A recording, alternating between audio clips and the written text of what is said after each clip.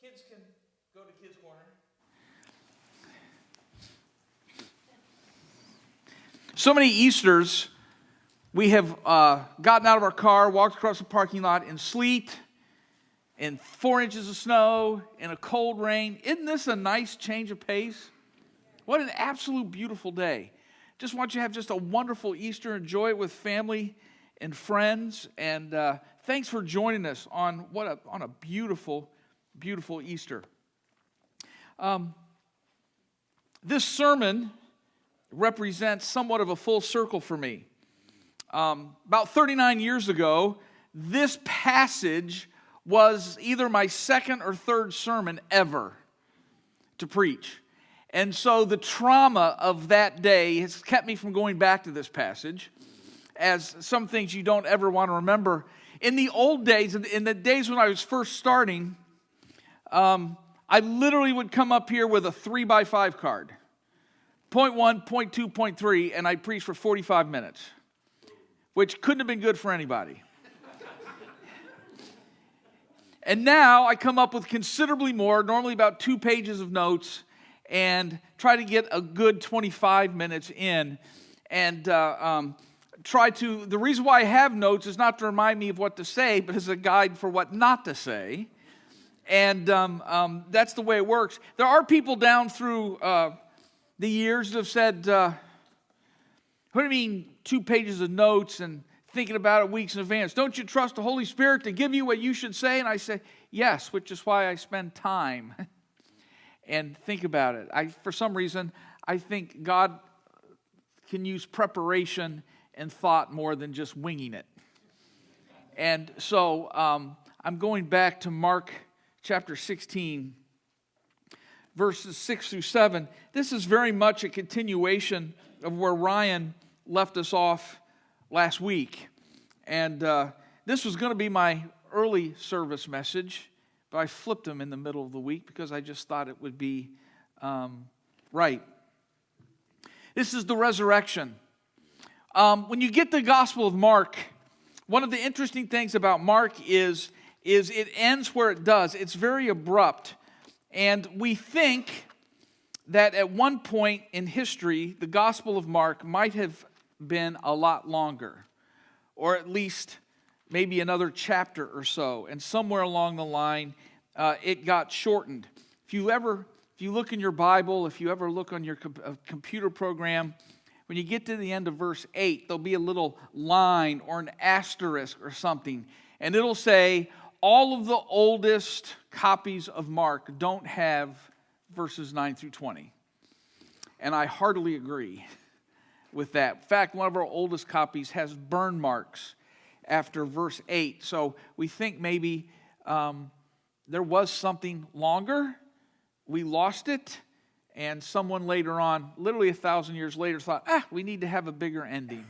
And wrote it. But this is part of the good, the authentic ending of the Gospel of Mark. But when they looked up, they saw that the stone, which was very large, had been rolled away. And as they entered the tomb, they saw a young man dressed in a white robe sitting on the right side, and they were alarmed. Don't be alarmed, he said. You're looking for Jesus the Nazarene who was crucified. But he is risen. He is not here. See the place where they laid him. But go tell his disciples and Peter, he is going ahead of you into Galilee. There you will see him, just as he told you. You know, while this isn't Jesus, this is a heavenly messenger. This is an angel sitting, at the tomb. These are the first divine words spoken after the resurrection. And I always find it interesting what was said. I know it's not Jesus, but still, they carry some importance. And the first words were given to these women who went to the tomb, which is interesting to me. It doesn't mean as much to us, but this would have been really odd to read in the first century, even revolutionary. I mean, women? Really? Why women? Now, the old joke was, this is a very old joke, that God likes very effective forms of communication. And in a time before the telephone and the telegraph, he wanted to tell a woman. And that's how he got out. But that's a horrible joke. And we don't tell those anymore.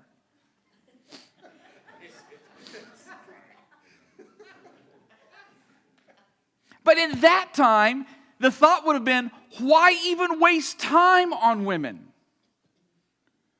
They can't even give testimony in court at that time. They're viewed as unreliable. The only truthful witness would be one of a man, and yet the very first people God shared the good news to were women. The first people that got to share the good news were women. In Joel chapter 2, God says, in the last days, I'll pour out my Spirit upon all flesh, both men and women. This is literally the promise from the Old Testament coming through. I think we need to remember sometimes God does not respect or follow any societal rules on who society thinks is valuable or who society thinks is important. God so frequently does His best work in the neighborhoods and homes and lives of people that culture commonly overlooks. And right away, in these first hours, this is who God is sharing His message with. See, really, if I were advising God, I'd have done it differently. I would have advised God to send out a press release, get a good PR team, maybe a mailer, get some billboards, a TV commercial. At least show up in Rome first.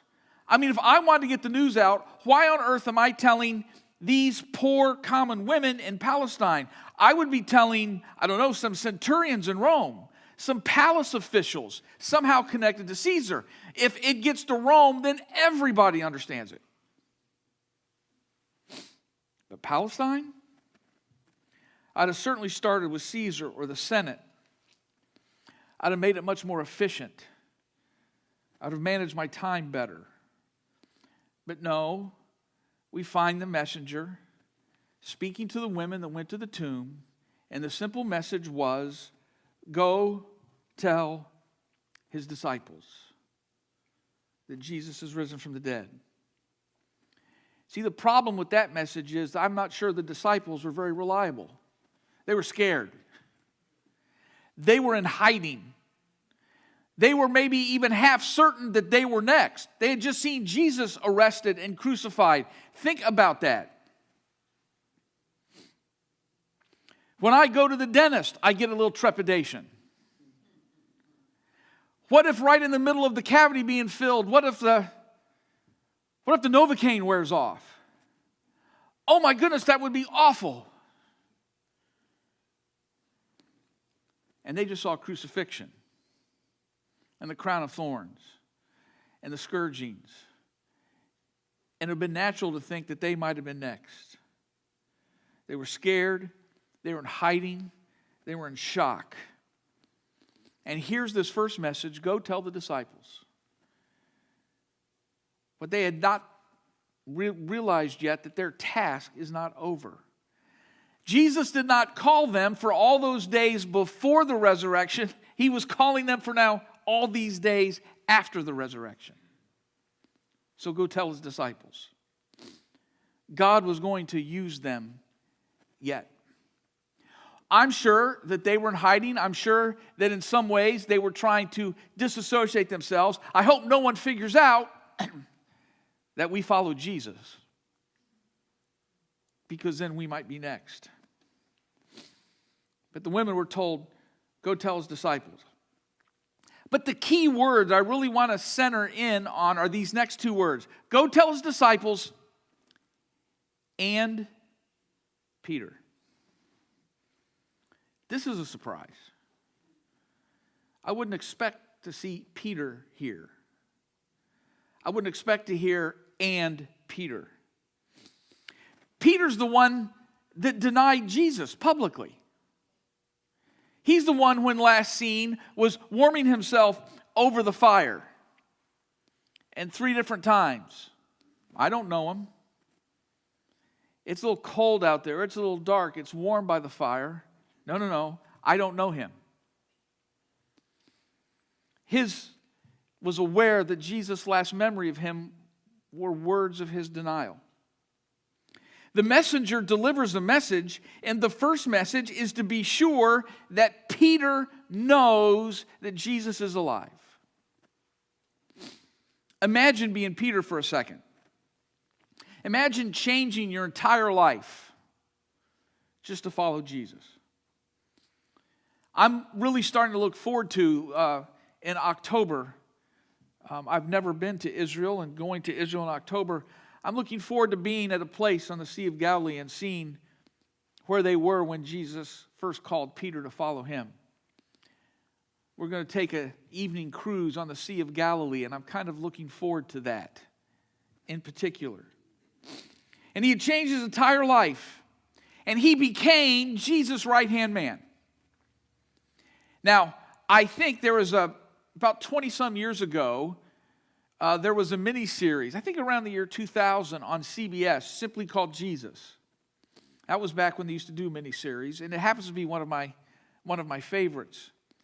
And there was a scene where Jesus goes into the temple and starts to overturn all the money changers' tables and drives them out. And Peter gets this look on his face, like it's all starting now. And he gets excited, and he and Judas are the first two to jump in and start to overturn the tables with Jesus, because there's a little bit of excitement there. And I think the excitement is the knowledge that I'm Jesus' right-hand man. Imagine. He even was so excited that there was that one evening, when Jesus walked on the water? And they expressed fear. And Peter wasn't even sure. He goes, if it is you, Jesus, tell me to walk on the water. And Peter even jumped out of the boat and made it a few steps before he started to sink. And he saw all the miracles, I think began to say, wait a minute, this Jesus really could be something. He really could be the Messiah. And he's already starting to think, gee, do I get to be Secretary of State? Or the Treasury? Or Defense? I get the plum assignment because I'm the right-hand man. And then, in the aftermath of the arrest, there was legitimate fear. See, Peter said, I will not deny you as long as everybody's following you and there's this sense of revolution in the air. I will never deny you. No way would I ever deny you. And he was adamant. And hours later, because the tables had turned, and he could see himself on a cross, he could see himself subject to arrest. He goes, no, I don't know the man. And he was just as adamant a couple hours later. He lied about knowing Jesus just to stay safe. And Jesus probably heard him deny him. And now, Jesus was dead, and Peter is living with the knowledge that this person, this is my closest friend, his last memory of me is denial. This was betrayal. This was worse than betrayal. This is self-awareness of your betrayal. This was knowing that the last thing your closest friend heard were words of your distancing yourself from him. Your hope was gone. Your expectation was gone. Your future appointment as Secretary of State was gone. And in its place was disappointment, in its place was shame, in its place was disillusionment and utter hopelessness. And yet these messengers said, not only go tell his disciples, but be sure you tell Peter. Now, there's another lingering question I have about the way this is phrased. Peter, isn't he one of the disciples? Why this specialized mention? He was not only one of the disciples, if there was a head of the disciples, that was him. If there was a spokesperson for the disciples, it was him. What do you mean, and Peter? It should go without saying. But yet, that's the message we have. I think the reasoning is pretty simple. If there was one person alive that day who doubted their place, it was Peter. As close as he was, he probably was feeling, I'm not worthy. I've disqualified myself. It's too late for me. I'm out. And yet the first words post-resurrection, be sure you tell your disciples and tell Peter. So who is the good news for? As special as this message was for Peter, I think it's still special today. And I think these words are needed to be heard again today. I'm sorry, but I must say this. Because we've seen it now. It's not even a question. This is as certain as anything has been. It's perhaps the height of the foolishness we've seen in recent years. Our erstwhile leaders among us looked out over culture and immediately branded about 80% of everybody non-essential. I knew it at the time. This kind of thing has damage in its aftermath. I can be a half an hour. I could talk to you about all the things downstream of that we are dealing with now that's not healthy. The level of abuse, the level of suicide, the level of mental illness, I can keep going down and down and down and down. And you do some digging deep. This is one of the major causes. Let me say, it's a message I think Peter needed to hear the first Easter. It's a message I think people need to hear. And I think all of us at some point of our life need to hear. And that is this: you are valued and you are loved. You are loved to a measure that you cannot possibly imagine. Peter was loved to a level he could not possibly imagine. Even after the denial, after everything that's happened, the first thing the messenger said, sitting on the tomb, is be sure you go tell the disciples, and please be sure you tell Peter. Probably because Peter's the one that needs to hear it. Peter's the one who's convinced that somehow it's too late. Peter's convinced that there's too much damage. Peter's convinced that there's too much water under the bridge. Peter's probably not in hiding. Peter's probably in shame. I don't even think he's with the disciples. I bet he's off by himself. Which is why I think we have this. Go tell his disciples, they're over here. Peter's afraid to show his face. Please be sure you tell Peter. Of course, go tell the disciples. These are the people that Jesus spent so much time with. We should expect Jesus to want the friends. We should expect Jesus to want the church folk. We should express Jesus to want to spend time with the good people. With them over there. Oh, that's not me. See, that all makes sense. As long as we realize the first focus on resurrection morning in the Gospel of Mark was on the one who probably thought he'd done the most damage. Peter. We half expect the messenger to say, and if I'd have been in charge of the messengers, maybe I would have put it this way. Well, if you wander across Peter, and if Peter decides he wants back in, and if Peter decides he wants to be forgiven, you tell Peter he knows where to find me. Because look what Peter did. I told him, and he said, no, I'm not going to do it. I won't deny you 3 times. He ran his mouth again 3 times, and a couple hours later, wow, he didn't just deny me. I mean, he went over the top denying me, so I'm done. If Peter wants, he knows where to find me.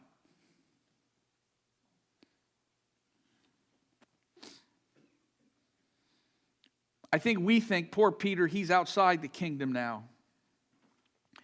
He's out. He's crossed the line. He has to go through a rigorous process to get back in. Very, very rigorous.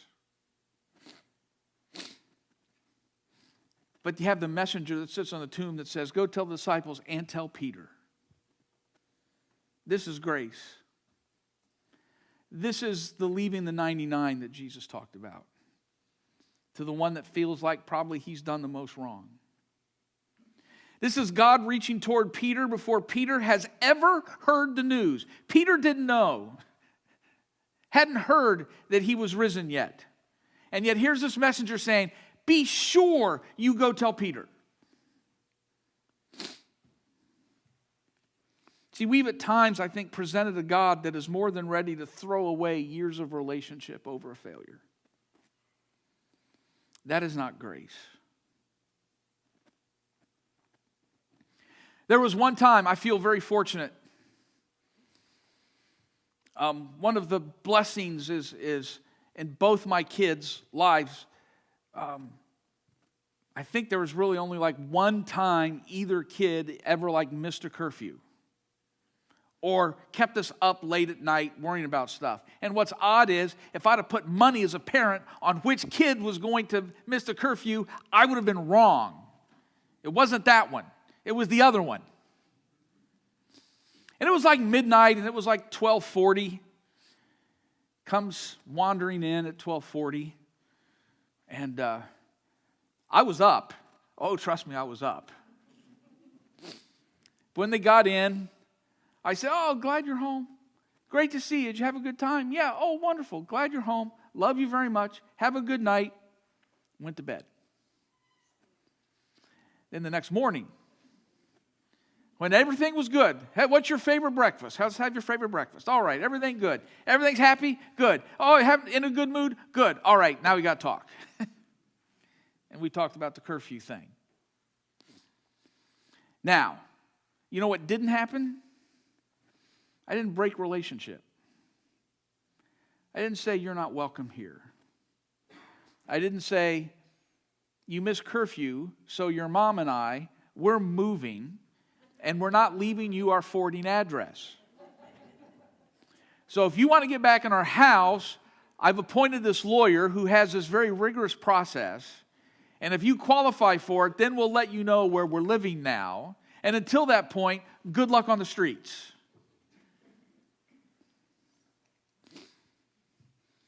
Peter did more than miss a curfew. Peter, within earshot of Jesus, said, I do not know the man. I told you I do not know the man. Leave me alone. I don't know the man. And yet the first words was, go find Peter. Tell him I'm risen. See, that's the God of Easter morning. A God that wants relationship, wants restoration, wants redemption so much that he even went to a cross to accomplish that. Now, on this April 9th, 2023, maybe this is an Easter where there's some distance. You know, some distance. Maybe it's because of a rash decision. You know?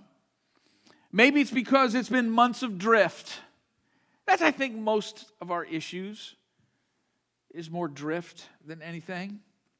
Or maybe it's just life. Maybe just life. Stuff's been getting in the way. It's been a hard spring. Maybe it's been a hard year. Maybe it's been a hard decade.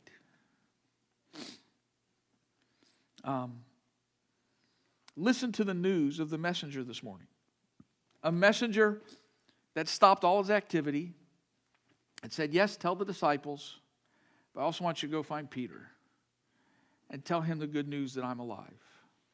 That's the God of this Easter morning.